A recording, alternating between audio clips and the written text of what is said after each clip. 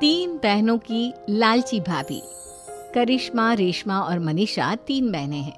उनका एक भाई भी है, मयंक। मयंक अपनी बहनों को बहुत प्यार करता है, लेकिन मयंक की पत्नी सविता इस मामले में मयंक से बिल्कुल ही अलग है। वो अपनी ननदों का जितना बुरा कर सकती है उतना बुरा करती ही रहती है और अपनी ननदों पर हुक्म भी चलाती है।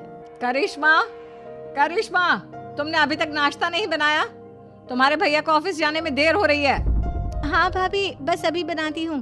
करिश्मा, तुम ये ढीलापन छोड़ दो। कल को पराये घर जाना है। वहाँ अगर तुम इस तरह से काम करोगी तो लोग क्या कहेंगे कि माँ ने और भाभी ने कुछ सिखाया नहीं। और तुम्हारी दोनों बहनें कहाँ हैं? अब रेशमा मार्केट गई है और मनीषा सो रही है। क्या? सुबह के 8 बज रहे हैं और ये महारानी अभी भी सो रही है? ये कहते हुए सविता अपनी सास दुर्गा देवी के पास जाती है। माँ जी, देख रही हो अपनी बेटियों के तौर तरीके? क्या हुआ बहू, सुबह सुबह क्या कर दिया मेरी बेटियों ने? अरे एक तो अभी अभी उठकर किचन में गई है, दूसरी सुबह सुबह बाहर चली गई और तीसरी अभी तक सो रही है। क्या करूं मैं इन तीनों का? मैं तो परेशान हो गई हूँ। जा जाकर उठा उसे और रेशमा से मैं बात करती हूँ। सविता सीधा मनीषा के कमरे में जाती है और उससे कहती है, महारानी जल्दी उठो, सूरज सर पर आ गया है। भाभी थोड़ी देर और सोने दो ना, मैं रात को लेट सोई थी। वो क्या ना, यूनिट टेस्ट चल रहे हैं। शराफत से उठती है या नहीं, या फिर पानी की भरी बाल्टी डालूं तेरे ऊपर? नहीं भाभी, मुझे बिस्तर में नहीं लाना, उठती हूँ मैं। मनीषा जल्दी से उठकर बाथरूम में चली जाती है। सभी आराम से बैठकर नाश्ता कर रहे होते कि तभी रेशमा बाजार से हाथ में सामान लिए आ जाती है। रेशमा को देखते ही सविता उस पर बरस पड़ती है। लो, आ गई महारानी। ऐसा भी क्या सामान लाना था जो सुबह आंख मलते ही बाजार की तरफ रवाना हो गई? भाभी, कल आप ही तो चीख रही थी कि घर का सारा सामान मुझे ही लाना पड़ता है, घर में किसी को भी किसी काम से कोई लेना देना नहीं है। अब मैं बाजार जाकर सामान ले आई तो आपको इस बात से भी तकलीफ हो रही है? देख रही हो माँ जी, अपनी बेटी की जुबान कैंची से भी तेज चलती है। और मयंक, आप तो कुछ कहेंगे नहीं अपनी लाडली बहन को? रेशमा, अपनी भाभी से ऐसे बात नहीं करते। चलो माफी मांगो। भैया, मैं क्यों माफी मांगू? आप भाभी से बोलिए ना कि हम पर कम हुक्म चलाया करे। हम इस घर की बेटियां हैं और आपकी पत्नी की ननद है, नौकरानी नहीं। लो कर लो बात। इनकी भलाई के लिए कुछ भी बोलो तो इन्हें बुरा लग जाता है। इस घर में यही इज्जत है मेरी। देख लो माँ जी, आपकी बेटी किस लहजे में मुझसे बात कर रही है। सविता वहां से चली जाती है। मयंक को बहुत गुस्सा आता है, वो भी वहां से चला जाता है। फिर करिश्मा रेशमा को समझाती है। रेशमा, तुम्हें भाभी से माफी मांग लेनी चाहिए थी ना। लेकिन दीदी, मैंने कुछ किया ही नहीं, तो मैं माफी क्यों मांगू? हाँ करिश्मा दीदी, रेशमा दीदी जैसे ही घर में आई भाभी ही उन पर चिल्ला रही थी। हाँ, मैं मानती हूँ कि गलती भाभी की थी। मैं तो इसलिए बोल रही हूँ कि भाभी ने माँ को तो पूरी तरह अपने वश में कर लिया है। वो हमारी बात सुनती ही नहीं। मयंक भैया हमारे लिए हमेशा खड़े रहते हैं, इसलिए उनकी बात का मान तो तुम्हें रखना चाहिए था ना। कोई फायदा नहीं दीदी, कुछ दिनों की बात और है, भाभी उन्हें भी हमारे खिलाफ भड़का देंगी।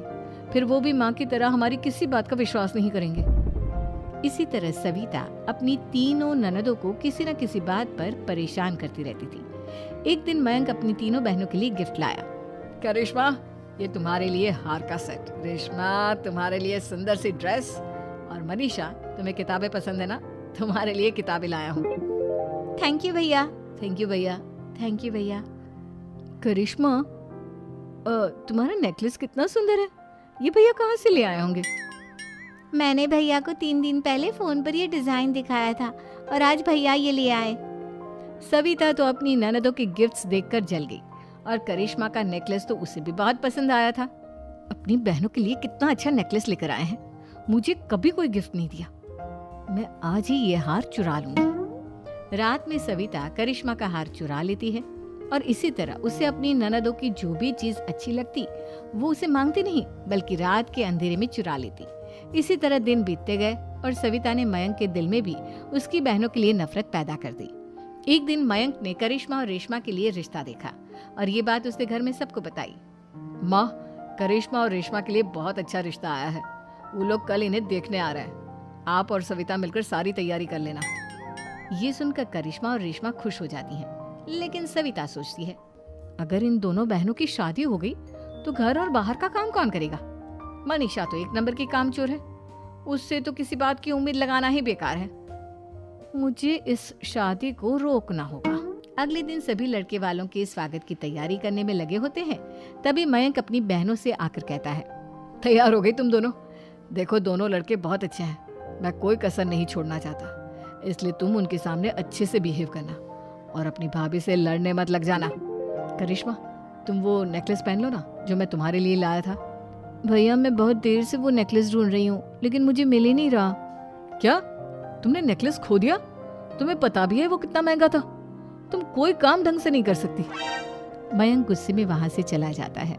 थोड़ी देर बाद लड़के वाले भी आ जाते हैं। वो दोनों बहनों को पसंद कर लेते हैं और रिश्ता पक्का हो जाता है। लेकिन सविता के दिमाग में तो कुछ और ही खिचड़ी पक रही थी। वो पंडित जी के पास करिश्मा की कुंडली लेकर जाती है और उन्हें पैसे देकर करिश्मा की कुंडली बदलवा देती है। जब लड़के वालों के पास करिश्मा की कुंडली जाती है तो वो दुर्गा को फोन करते हैं। बहन जी, हमने करिश्मा की कुंडली अपने पंडित जी को दिखाई थी। आपकी बेटी की कुंडली नहीं बल्कि दोषों का पिटारा है। देखिए, मैं और मेरे पति इन सब बातों में बहुत विश्वास करते हैं, इसलिए हम आपकी बेटी से अपने बेटे की शादी नहीं करा सकते। इस तरह करिश्मा का रिश्ता टूट जाता है और सभी घर वालों को बहुत दुख होता है। अब कविता सोचती है, चलो करिश्मा का तो रिश्ता टूट गया, अब रेशमा का भी रिश्ता तोड़ना है। क्या करूं? अब सविता आवाज बदलकर किसी अननोन नंबर से रेशमा के होने वाले ससुराल में फोन करती है। हेलो, मैं कौन हूँ कौन नहीं ये आपके लिए जानना जरूरी नहीं, बस इतना सुन लो कि रेशमा का 2 साल से किसी के साथ अफेयर चल रहा है। बस रेशमा का रिश्ता तोड़वाने के लिए सविता का इतना कहना काफी था। अब रेशमा का भी रिश्ता टूट गया। मयंक और दुर्गा देवी ने रेशमा को खूब खरी खोटी सुनाई और उससे बार बार उस लड़के के बारे में पूछने लगी। आप दोनों मुझे क्यों परेशान कर रहे हो? अरे कोई लड़का होगा मेरी लाइफ में तो मैं बताऊंगी ना, जब कोई है ही नहीं तो कहाँ से लाऊं मैं कोई लड़का? तो तेरे होने वाले ससुराल वालों को फोन किसने किया था? माँ मैं नहीं जानती किसने फोन किया था, मैं सच कह रही हूँ। मैं तो पहले ही कह रही थी इसकी लगाम खींच कर रखो, लेकिन मेरी सुनता ही कौन है। आप चुप रहिए भाभी, ये सब आपका ही किया धरा है।